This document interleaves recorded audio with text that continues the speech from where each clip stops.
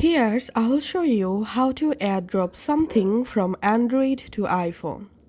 First of all, you have to connect your Android phone and your iPhone with same Wi-Fi internet.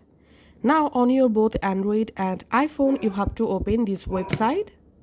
So open a browser and open this website. AirDrop.net and do the same thing on your Android phone. Open AirDrop.net website.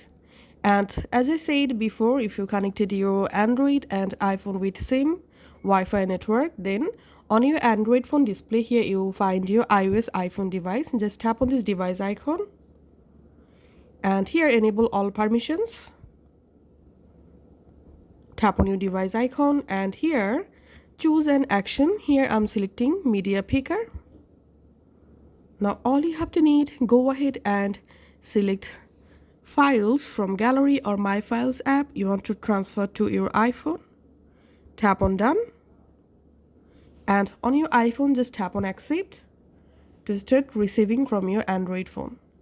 Tap on save images and now I'm opening my iPhone Photos app and here as you can see I've successfully received those photos I share from my Android.